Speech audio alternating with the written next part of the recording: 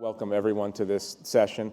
We'll jump right into this, but I'll say a couple of words about Kurt. I don't go back as far as Walter goes back with Kurt, but I go back pretty far. He was my first magazine editor.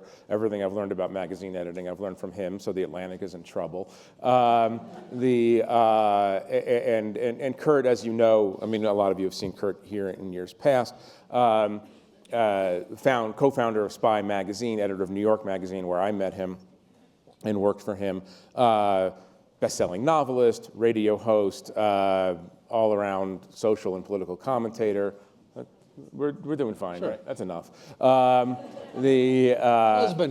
Husband, father, American patriot. Yes. We'll get to that, actually, the American patriot question. Okay. And he's written a fantastic new book that will be out shortly called Fantasyland. You saw the name on the program.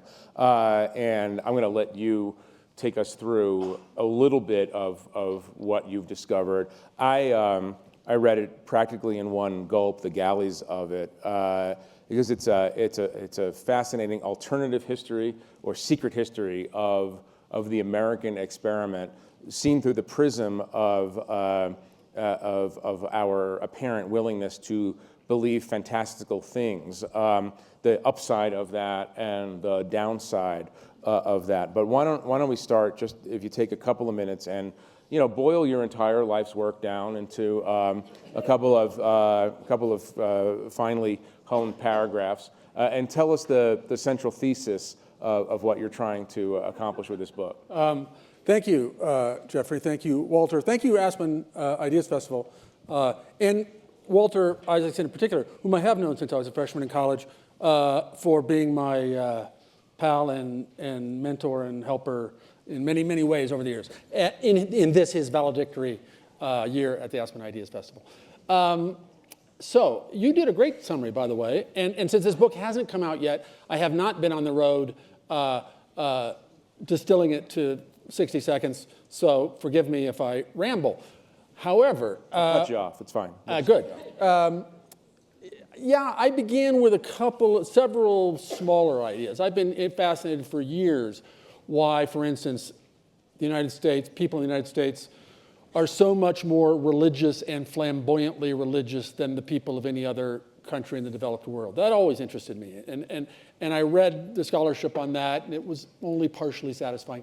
That was one of the ideas that I began with. Another idea, frankly, that I began with, or another inspiration now 13 years ago, was on the first episode of the Colbert Report. Stephen Colbert, in character as a populist right-winger, comes out and does this extraordinary essay about truthiness. And that truthiness has replaced facts. And who needs a book when I know it in my gut? And it was literally his first episode. And I thought, wow, he is really onto something. And I'd written about creationism. I'd written about the sort of how the presidency and politics had turned into show business. So I decided I would try to bring this all together, and I thought, oh, this will be a history of the last 20, 30 years. Then I realized, no, it's history since the 60s, because for me, the 60s are a time when was a kind of big bang moment when everybody could believe whatever they wanted if they were an American, and that was their right as an American, that everybody was entitled to their own facts as well as their own opinions, in the words of Daniel Moynihan. But then I realized, no, as I began researching and thinking, it goes back all the way. It goes back to the Pilgrims and to the gold hunters in Virginia, who were respectively a religious cult, the most extreme zealots of a zealous new sect of a new religion, that is Protestantism, and the gold hunters who hunted for gold where there was none in Virginia for 20 years before they decided to face facts and grow tobacco. So I call it a 500-year history. There's the cover, because I have to go back to Martin Luther, who, by the way, 500 years ago, like today, essentially, October actually, nailed his theses on the door in Germany. Because it's a kind of extreme version of Protestantism, an extreme version of money love, an extreme version of entrepreneurialism, an extreme version of show business, an extreme version of a lot of things that do make have made America exceptional in the meaning of good. Exceptional means good as well as peculiar. This is more a history of this, as Jeffrey said, this peculiar knack that Americans have always had for believing the unbelievable, for being true believers of religious ideas and supernatural ideas, for being suckers for those who want to succor them. After all, the New World was this blank thing that was the subject of the first great advertising campaign by the English people who wanted humans to populate these colonies. So talk about that for a second, because it's one of the fascinating things is that your thesis, one of your theses, is that the Europeans who came here were people who were already predisposed to believe ungrounded promises in the future. Talk about that in the advertising sense of it. Again, and I'm not the first to note this.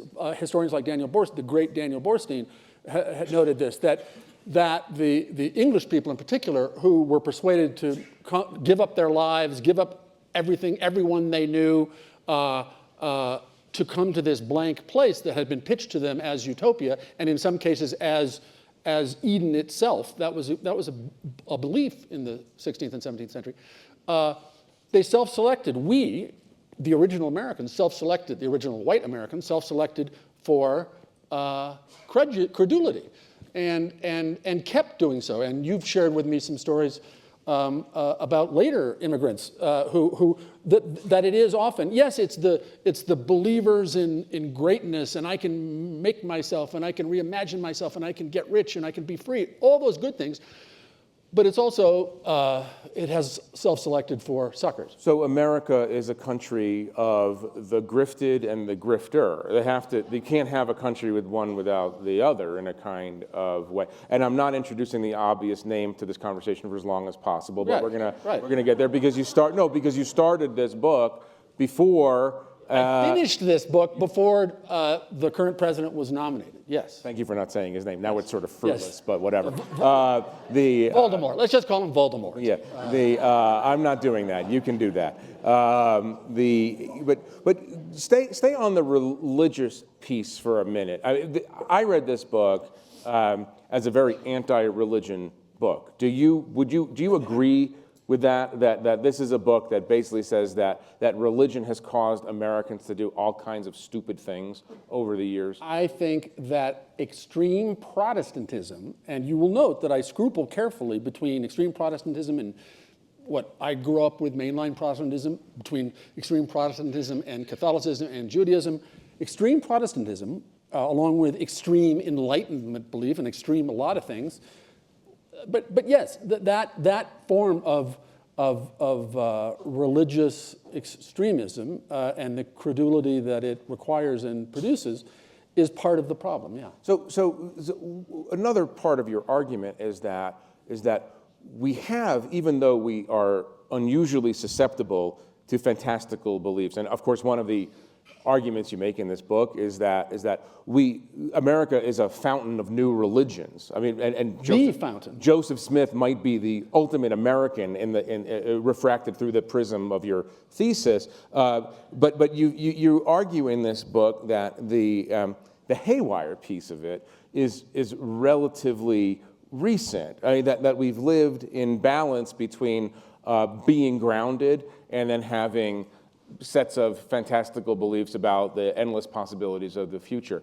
So walk us through that moment when we went from balance to imbalance, and then yes, please take us to the moment when the country elected a president who has a record. I'm want to stick strictly to the facts here, obviously. A record of extreme salesmanship. I'm looking for a way You're being way too charitable. Yeah, no, I'm trying to be fair and balanced, obviously. No, but a classic American Harold Hill kind of archetype. A Barnum, who you use in there. But take us through the balance to the imbalance. I mean, what truly made America great was the tradition of show me, skepticism, Yankee practicality, all those things in combination with larger-than-life dreams and reinvention. And they always existed in a kind of dynamic equilibrium for hundreds of years. Well, always.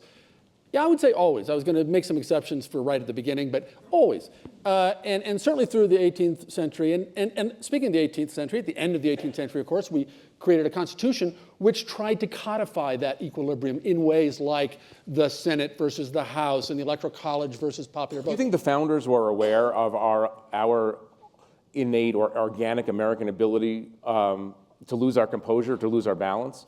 Or was it specifically, was there analysis specifically American, or were they just the understanding of flawed human nature? Well, they were inventing Republican democracy, and so they understood how democracy, which of course means mob rule in the Greek, could get out of control. So I don't know that that's a different book, whether Jefferson, well, maybe not Jefferson, whether Hamilton and the rest of them were aware of Americans, their fellow Americans' specific susceptibility to credulity. But at the time, Edmund Burke, for instance, who was a member of Parliament and a great conservative in England, warned his fellow members of Parliament, these Americans, one thing you got to realize about them, they take this religion, their religion, which used to be our religion too, seriously, and that's why they're revolting. That's why they're rebelling. So it was in the air that there was something, that one of the peculiar things about Americans was like, they'll believe anything. Right. But you said, but we also have that counter streak. To get back to that narrative, the counter streak of show me, that Missouri show-me-ness, the Yankee practicality, Yankee skepticism. So that stayed in when there was always this anti-intellectualism and anti-elite and anti-expertise. That was always an American thing. But when push came to shove, the experts who really knew things worth knowing were allowed to run the show. And we veered back and forth and allowed populist upsurges in many ways, and we allowed all these new religions, as no other country did. We allowed patent medicines that were phony to become the pharmaceutical industry in the 19th century. We allowed all these things, but then we had the 20th century comes, and we have the progressive era, and we have an FDA and clean food and drug laws and better journalism. Better journalism, and oh no, you have to get vaccinated, and that was a Supreme Court case 110 years ago. So there, it worked in balance until, in my telling, the 1960s, it went kerplooey. And it went kerplooey because of Bohemian relativism. What was the trigger? I'm not asking you to name a specific person or figure or movement, but what was the trigger? Well, I would say the untold story that I tell in this book, because we think of the 60s, certain people on the cultural and political left think of the 60s as nothing but good, and it's the right who thinks the 60s are bad. Well, in my telling, because it is I think an important untold story, that what happened in the 60s of, have your own truth, believe whatever you want. There's no such thing as insanity or psychosis. That's all just a different way of knowing. Alternative facts. It's alternative facts, well-intentioned alternative facts, and feeling is just as important as empirical observation. All those things which were, in a general sense, of the cultural left. How did it happen? I mean, seriously, how did it happen? It happened in several ways. Dish? Well, 1962 was a sort of annus mirabilis of counterculture, new age hippiness in so many ways, including, for instance, the Esalen Institute was founded, but so many things. So the 60s. No, Esalen plays a key role in your book. It's the headwaters. It's the headwaters of so much of what became, new age, what I call, because it encompasses 1,000 denominations, new age. And this kind of do your own thing relativism, which is always regarded and has been regarded by the official cultural conservatives as terrible because it gave rise to the left.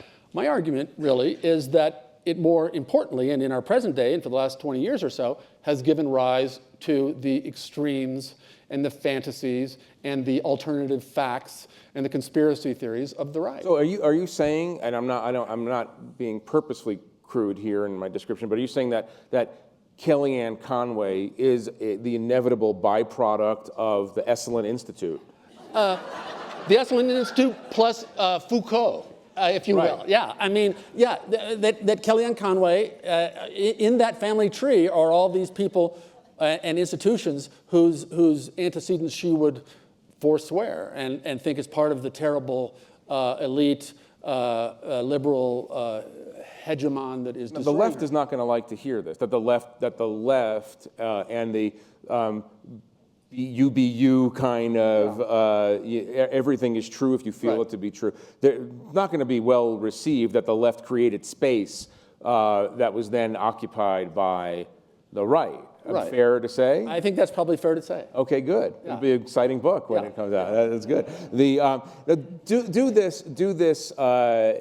this progression or do this continuum. We were talking the other day about this, and I said it's almost like it's a ridiculous essay assignment. But draw a line from Cotton Mather, right? Because in your telling, the Pilgrims, who a lot of us of a certain age and older grew up with as the heroes of the American drama. Your telling is that they're nuts. Do Cotton Mather to Donald Trump. And Can I tap dance as I do that? And I would like you to juggle fire while you're doing it. All right. And we'll put some music on. No, but there's a line. I mean, your book is basically an argument that there's a connection between this and that, and it stops a lot of places along the way. Right. But I mean, in that, and since you put it that way, I would say Cotton Mather is more the Karl Rove, the Republican establishment. In fact, the early Puritan in the Mathers Massachusetts Bay Colony that is most modern and Trumpian, if you will, and Esalen-y and all the rest was Anne Hutchinson, who do that round, yeah. Anne Hutchinson, who a year after she got moved to Boston, started preaching herself and gathering people at her house and saying, oh, these guys with university education, forget it. I know who's holy. I know who God has touched. I know. So she was opposed to the Harvard theologian. She was the first charismatic Christian and the first, and this is really a phrase that's used in Christianity today, pastorpreneur, for entrepreneur plus pastor.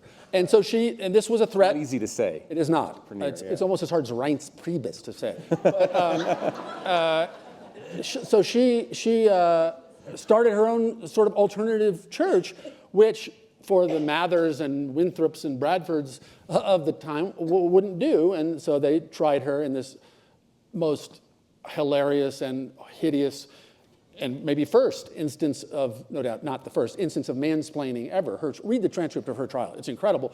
And in fact, the fact that she was a woman and she was expressing her religious freedom is one of the reasons she's been recounted ever since as a great heroine. Well, she's a nut. She was even nuttier than them, and so they had to say, nah, come on. I mean, yes, we believe that this comet means that Jesus is returning tomorrow, but like, come on, you can't tell us if we're holier, less holy than you. So they banished her, and no, she to me was her Americanism. It was the important thing, or an important thing out of that time. So anyway, you get to, but then you get religious, you get tolerance of everything. And I talk about the Enlightenment, as you know, and we think of the Enlightenment as being all about privileging of reason and rationality. Right, the primacy of science. And it was that, but it was also the permitting of every crackpot, nutty thing possible. That's freedom of thought. You can believe anything. And rationality and science do not necessarily prevail in that marketplace of ideas. So, and we also are a country, as Tocqueville, among others, said early on, like, I've never seen a place where people are so riveted on the making of money. So business is a big part of this story as well, and the blue smoke and mirrors that is part of entrepreneurialism that allows for, as I say, patent medicines to run rampant here as they had nowhere else, as they had not in England and Europe really to the same degree. We made show business a central fact of American life, and in fact, pet medicine shows and were infomercials live in the 1850s and on. So anybody can do anything, and that's great. So there was always a tolerance for people believing unbelievable things. Correct. Oh, P.T. Barnum, before he invented circuses, made his business out of having this great museum in Manhattan. There was a combination of real amazing artifacts and entirely spurious ones, like mermaids and the slave woman who supposedly who had suckled George Washington, and all these things that people knew kind of, sort of weren't true, but it was all fun. And the real was completely mixed up with the spurious as the American cheap tabloid press was being invented, also mixing up the spurious with the real. And we go on and on. We invent Hollywood. We create Disneyland. We create more. Joseph Smith, whom you mentioned, and I say that in the Book of Mormon, he became the first and greatest author of fan fiction in history. To create not just extend a story of the Bible, but to say this is the missing third part of the Bible. Extraordinary. Christian Science, Pentecostalism was invented essentially in Topeka and Los Angeles in the early 1900s. That's a recent American invention. But take us to the most, and I don't want to sound judgmental here, but take us to the most unchristian president we've ever had. Well, exactly.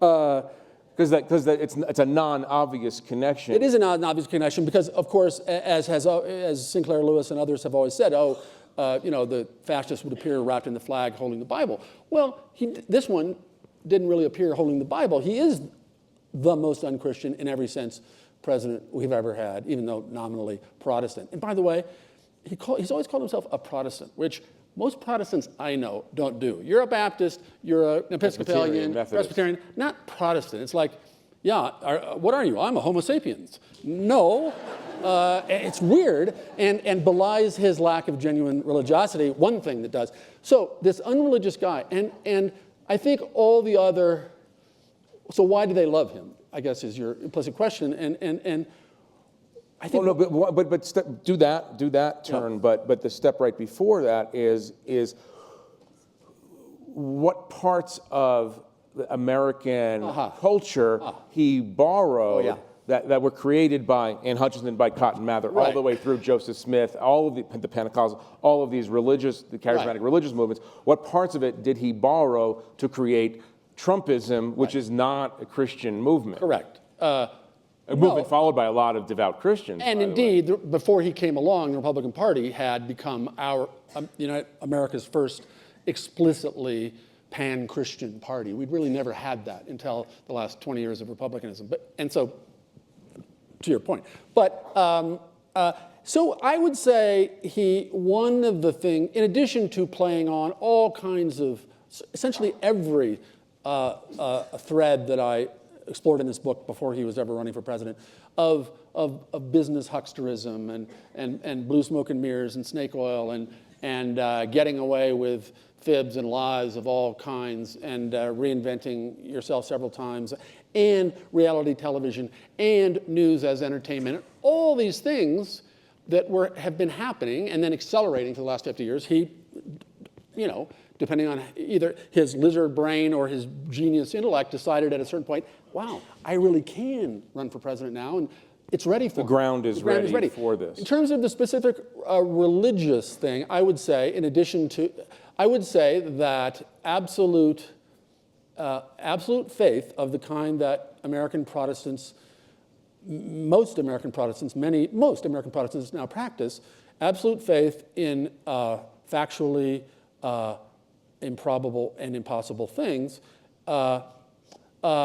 is, I think, it's going to sound unkind to many, many millions of people's faiths, but nevertheless, there it is. I think if that is central to your way of thinking about life, a kind of disregard for factual reality that this guy represents is going to not seem so disqualifying. But there are. I mean, we differ on these questions of religion. There are plenty of Christians, even though you live in a certain kind of bubble. I don't. I live in real America. Yes, right. Northwest Washington, D.C. Yeah. You live in Brooklyn. It's completely different.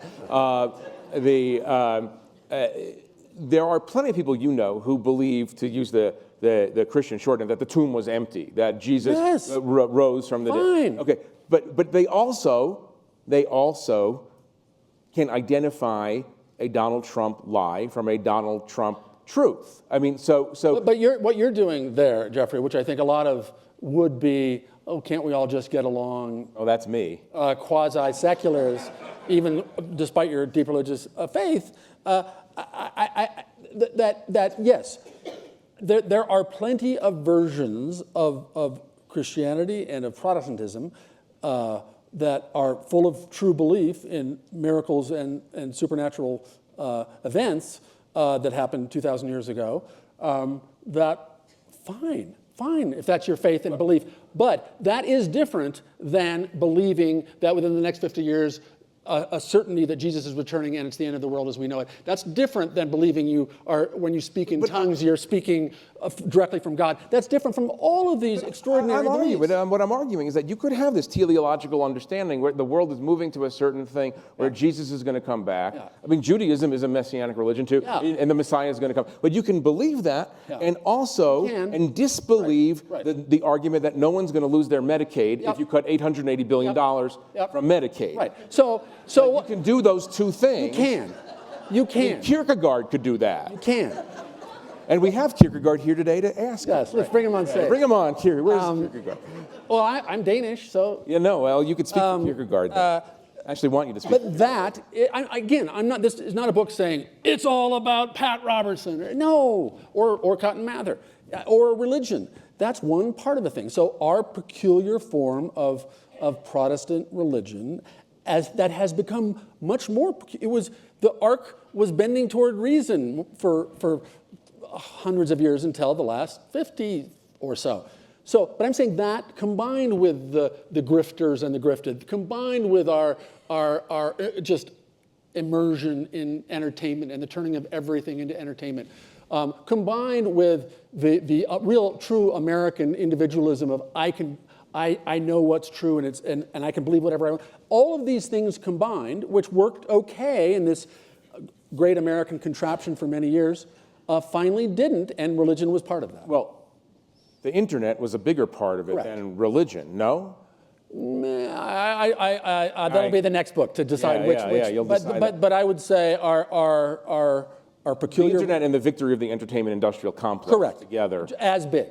Right, definitely. Right. But let me flip this. Although the internet is international. So. Right. Let me flip this a little bit and talk about the qualities you're describing in the American character that existed at the very foundation of this idea.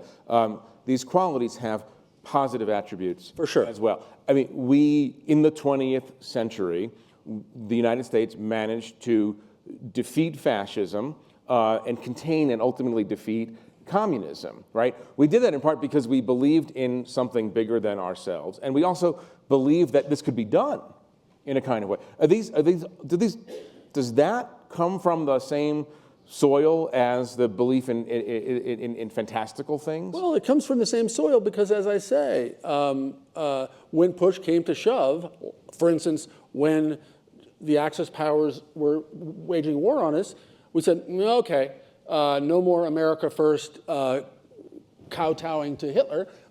We'll have to fight this war. So, but it came from the same land, not the same necessarily, combination of nutrients and genes, and this a certain set of strains kind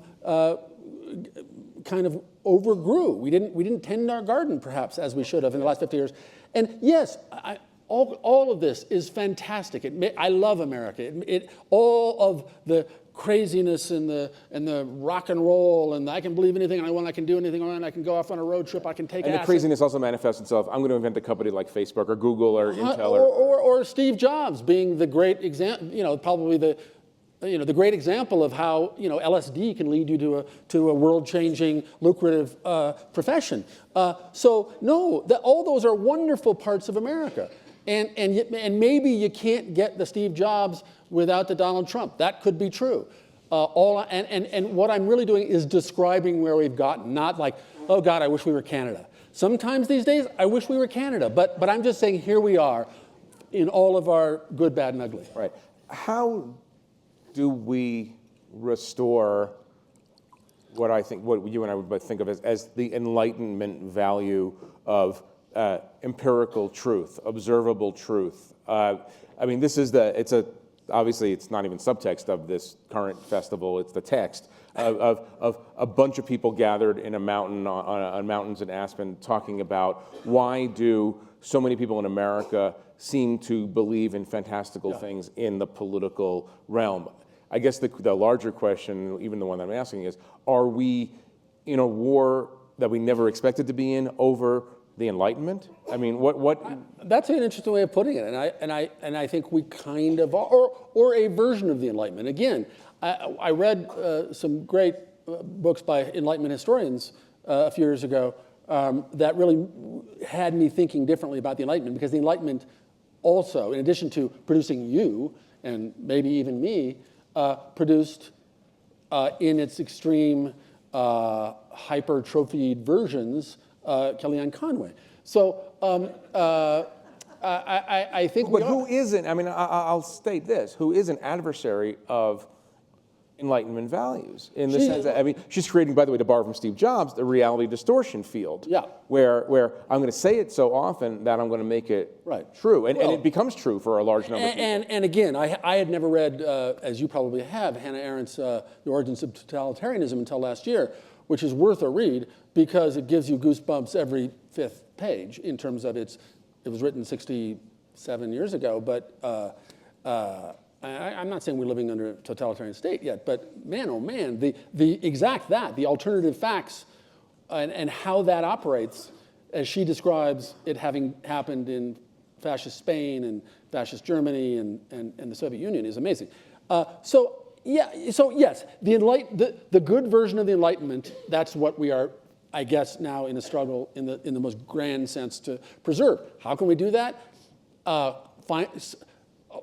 Just in our own lives. If we believe something on the basis not of facts, like, for instance, that GMOs are going to kill us if we eat them, which the same people who accuse the Republicans of being anti-science for denying climate change are fully willing to deny science on the question of GMOs, just for instance. So watch it in our own lives.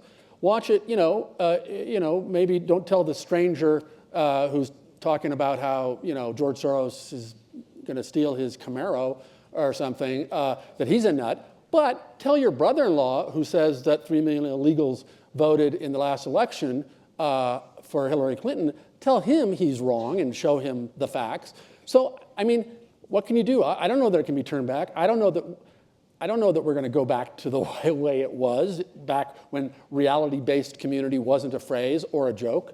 But all we can do is what we can do in our own spheres. And you would argue that these anti-Enlightenment values, I mean, you allude to the GMO issue. Yeah. How susceptible is the secular left to this kind of fantastical thinking? I mean, obviously you root it in the 60s in some way, but how if you're looking across the American political landscape, who's suffering more at the moment? Suffering more from the derangement of fantasy. This derangement syndrome. Well, they're right. It's highly asymmetrical. Yes, you got the GMO thing even more. You got vaccine. You had the anti-vaccine movement, which interestingly, although began more as a left thing, and Robert F. Kennedy Jr. was its great poster boy, it has become more of a right thing. So everybody is susceptible to it. I mean, everybody is susceptible to believing, to confirmation bias and believing conspiracy theories that almost certainly aren't true because it conforms with their beliefs. Everybody is susceptible. They have motivated reasoning. They make up reasons to prove things. Right. As they want to believe. Speaking of Cotton Mather, I think the Indians are the agents of Satan and they're about to try to kill us. Look, that root, it's shaped just like an Indian club. Let's go kill them. I mean, literally. So motivated reasoning, yes, from the beginning to now. So yes, everybody is susceptible to it. For a variety of reasons, for instance, the fact that the John Birch Society, started in 1958, was pumping out the alternative facts conspiracism of an incredible and hysterical kind, after McCarthy, basically as Joseph McCarthy's heir, for generations to the Republican right, first to the fringe, and then to the a little farther in, and now to its mainstream. So for that being one reason, among others, that I think while everybody is susceptible to it, and we, even you or I perhaps, but that it has borne itself out as a danger and as an emergency and as maybe the end on the right. Do we need more intolerance in our society? You know, I mean, I don't say that in those words, but yeah, we do need less squishiness of a certain kind that I think we have indulged since the 60s of, oh, well, you know, that you can no longer, or that it's harder for people to stigmatize crazy falsehoods than it used to be. In the interest of inclusiveness and you know, academia did have a big role in this, and particularly the kind of in the anthropology departments in the 60s, when they started to say you cannot believe that what this tribes person believes about how the world was created is untrue. That's just a different way of understanding. You hear people on the left today saying that we can't, in the academic left certainly, saying we can't judge people who practice female genital mutilation because that's their culture. Right. But we can shout down a speaker at Bennington College or Middlebury or wherever it was. So one final question before we go to your questions.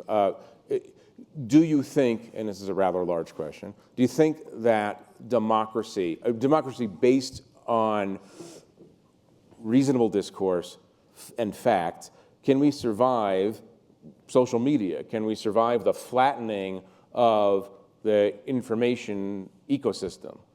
And I don't know the answer to that. I think, I mean, in a whole other conversation about, are robots going to take over? Will there be jobs for people? No, we've had industrial revolutions before. It's always worked out in the past. Maybe, maybe not. I think this is a similar kind of question. I don't know.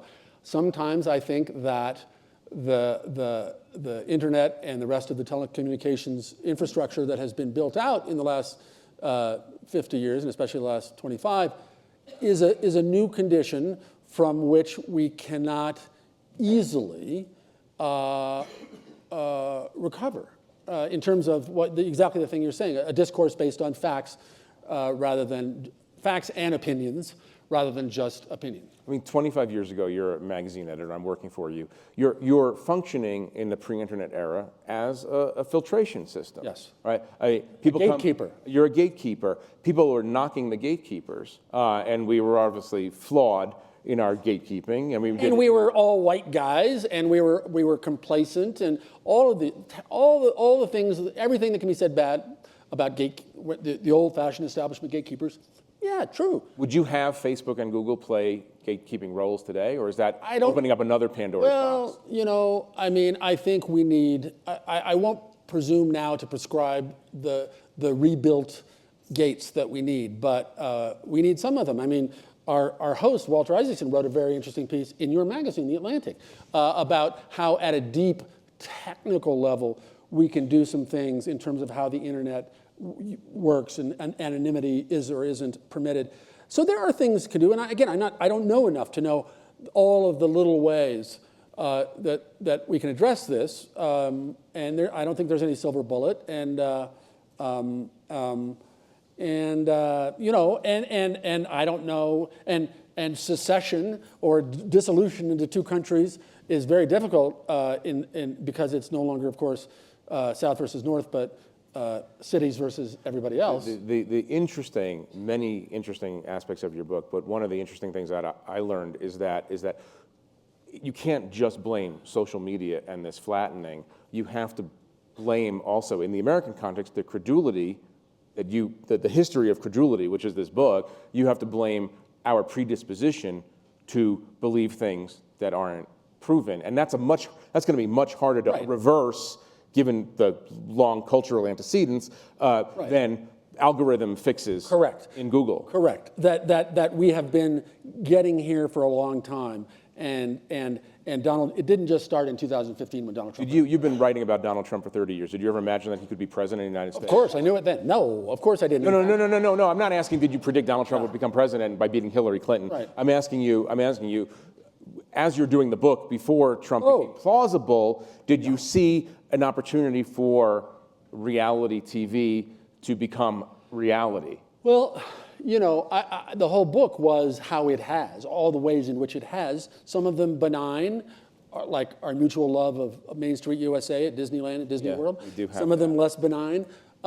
So I didn't jump to, and Donald Trump, as I started this book in 2014, no, Donald Trump didn't appear in the book for the first year I was writing it. But then he came along and embodied every single thing except a pious, devout Christianity that I was writing about.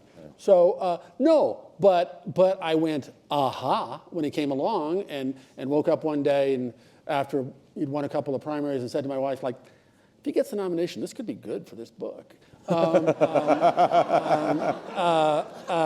so be careful what you wish for.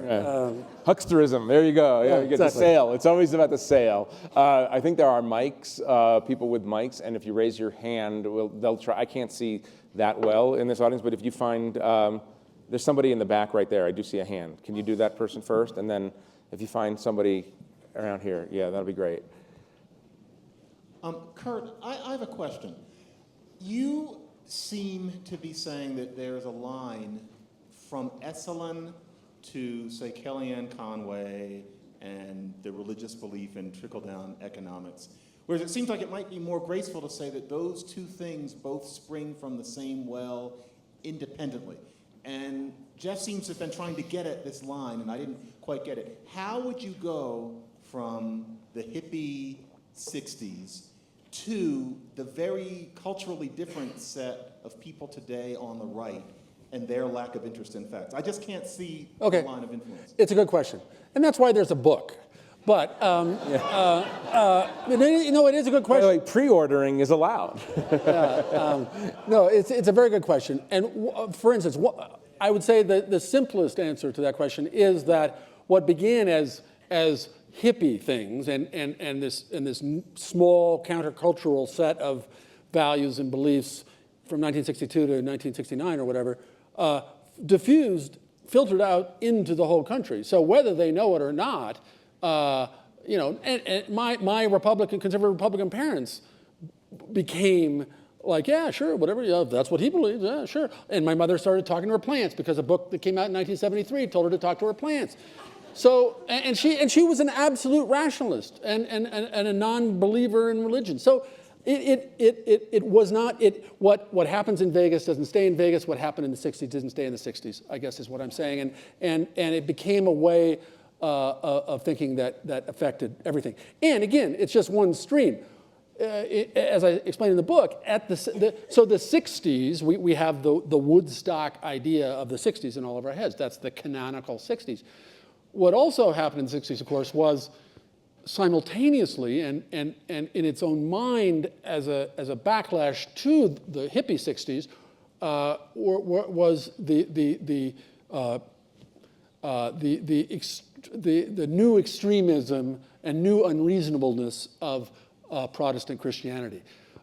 It wasn't just a backlash. You look at the timelines, and it was happening simultaneously. So, yet to your point, I think they were from the same stream, but they were both highly important in their own ways at getting where we are. They thought they were the opposite, but they were hippies and Pat Robertson, let's say, yes. Born of the same American tradition, and here we are. And tolerance for having your own truth. And tolerance for your own truth and feeling and intuition being privileged over scientific observation, empirical reality. Yeah. You think our politicians should be, in an ideal world, less respectful toward religion? I wouldn't say that exactly. I would say that the constitutional prohibition on having religious tests for public office is only theoretically true, that, the fact that there is one declared non-believer in the Congress, in the 535 members of the United States Congress, tells you something about religious freedom in this country. So less respect? No. Less pandering, more understanding of the division between religion and the state that Thomas Jefferson and the founders thought was so important? For sure. I don't know where the mic is. Over here, yes. I think just talk. I may fumble this a little bit. I actually think this is fascinating because I do think American democracy has been the most fantastic force for good in the history of the human race. And I think one of the reasons for it is we do have this fantastical belief in the future and this optimism. And I think it was really well expressed. Can you, let's have a question if you don't mind. The nature of the dialogue has caused me a question. Why is it that Donald Trump is a snake oil salesman?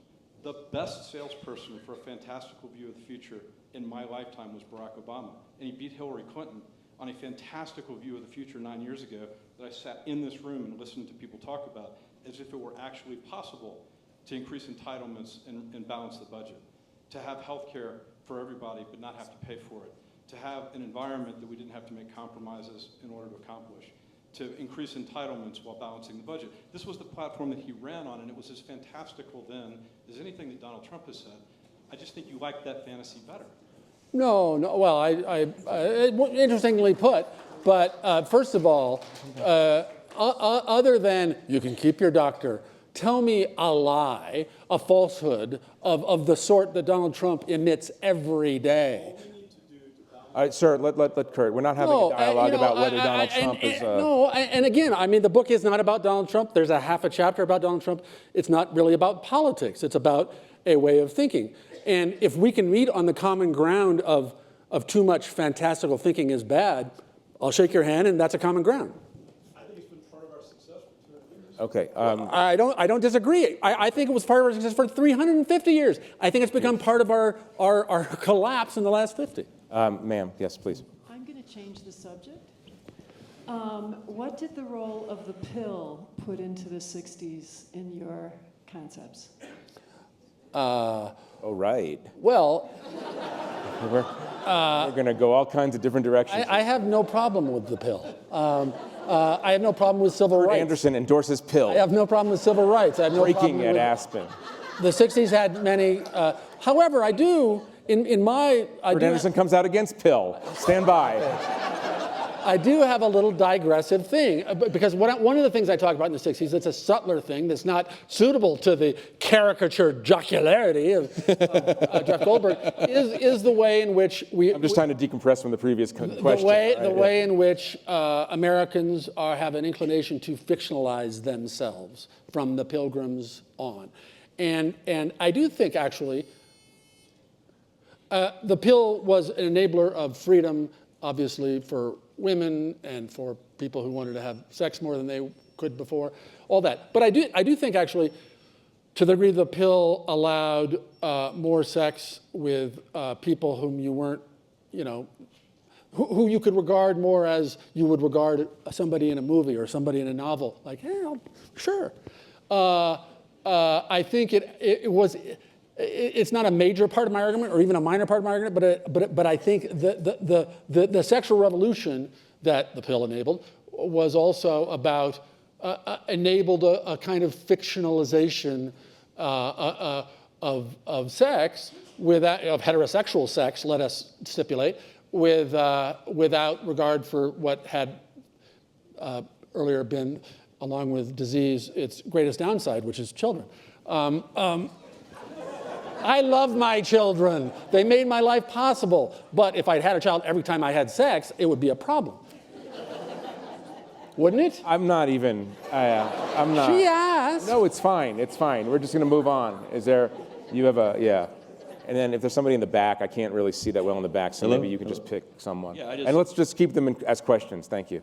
I was wondering your thoughts on the future of the United States and the world. Prediction. But wait, let's stay on the based pill on for a your minute. Experience, what are some key aspects for the future? Yeah. Do you mean are we in a period of decline based on the theory that he's proposing? I mean, I have never been a declinist. I have always been a 51% optimist about the American project. Thinking about these things and spending 3 or 4 years writing this book has gotten me closer to pessimistic than I have ever been in my life, I would say that.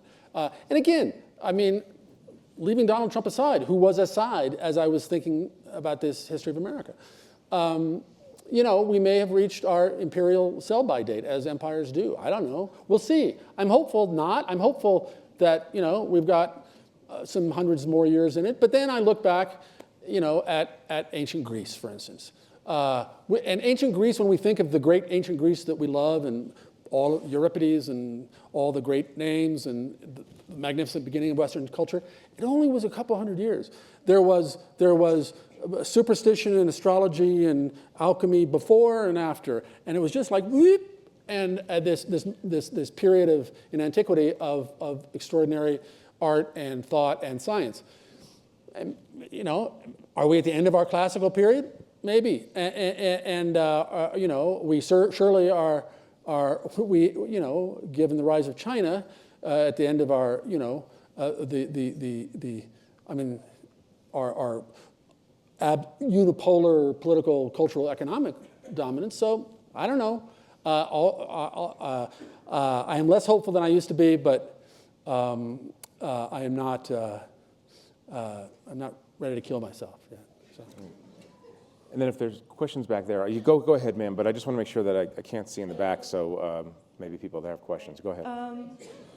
As a political science and philosophy student, I'm particularly interested in the concept of information cascades, which depend on people sacrificing their intellectual autonomy to follow the assertions of others.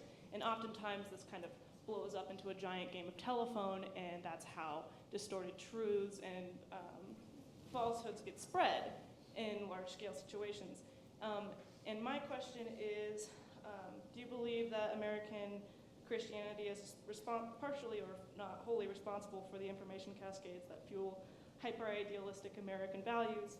And what role do you believe that intellectual autonomy should play in grounding people in facts? Well, first of all, I don't think in that particular thing you're talking about, to the degree I understand what you're saying, because I didn't go to graduate school, I don't think Christianity, even in its most peculiar, and now in Protestant religion-dominant American forms, is the cause of that. I would say, again, as I said to Jeff, it has a role in my whole argument. But I would say probably that the internet has the single largest role in that, in the cascade of the kind of kudzu-like growth of alternative fact-based belief, more than religion. I mean, I would argue that certain kinds of religious beliefs soften you up for believing in the impossible, and then with that teed up, the internet can provide all kinds of crazy beliefs, untrue beliefs that then cascade out in a social media, literal and figurative social media way, along with unregulated talk radio, along with now cable news as well. So I would give the new cascade ability, I would attribute more to technology than I would to religion. But again, they all, it's a perfect storm. Was there someone back there? Oh, okay, thank you, yeah. Hi, I had a question along the lines of what was just posed in terms of this resistance to intellectualism and equating intellectualism to elitism. I wonder to what extent the rise in tuition fees have contributed to that and the inaccessibility of education. The rise in? Tuition fees. Tuition fees. Well, you mean that more Americans are going to private school? Or to public education? You mean higher education? Maybe, but I would argue just as much that that the squishiness of the academy since the 1960s maybe has contributed just as much when it became impermissible to strictly say this is true, we don't know about this, this is untrue. No, I don't. I mean, more people than ever, more Americans than ever are going to college, university. So I don't think that. I mean, it's a bad thing. I'm not saying it's a good thing that that higher education isn't cheaper and has allowed to get crazily expensive. But I don't think that is I don't think that's probably a big part of what I'm talking about. Oh, it's down here. It's right here. Thank you. Just wait for the mic if you can.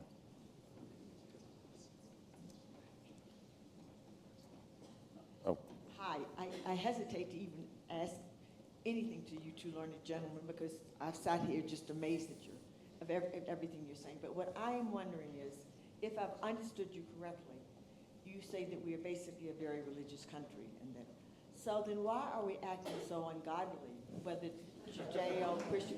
Why are we treating each other with such great disrespect? Why aren't we then practicing what every religion teaches? No matter whether you're Jewish, Muslim, Christian, it doesn't matter. Yeah. Why are we acting the way we are today?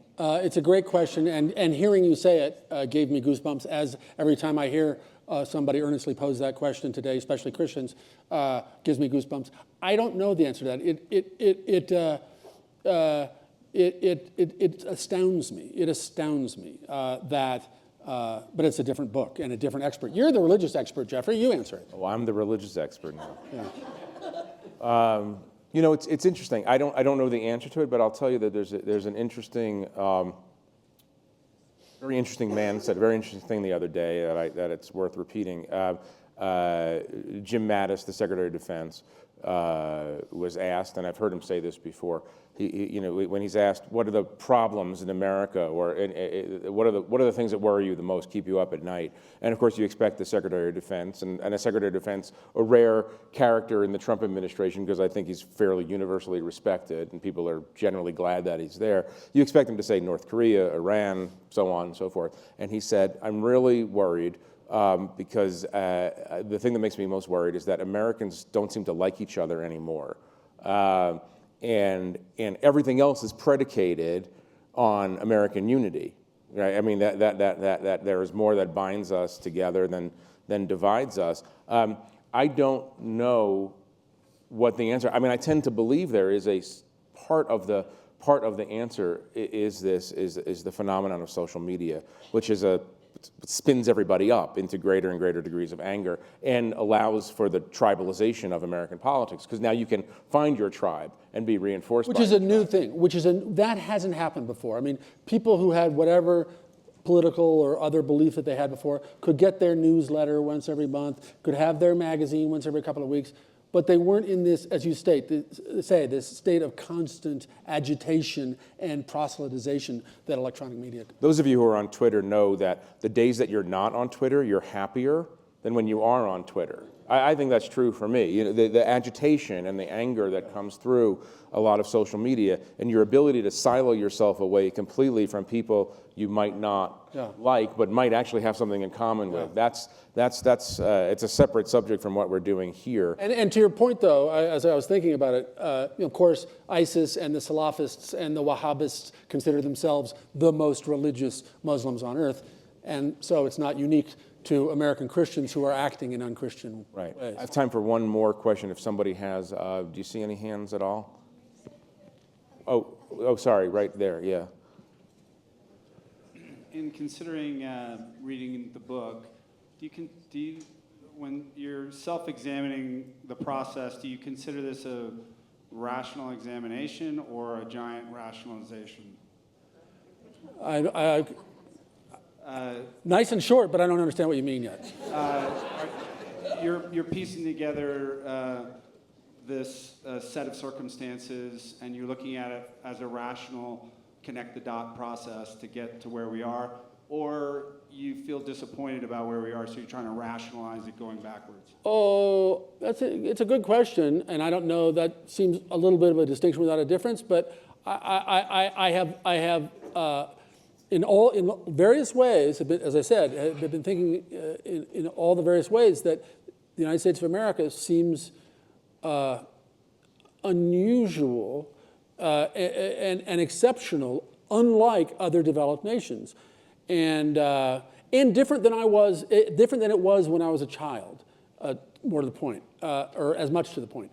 And so, no, it was really a search for an explanation of that. So I would say I would say more of the former. I mean, again, is it purely irrational? I don't know. You be the judge if you decide to read it. But it wasn't like, oh my God, things have gone to hell.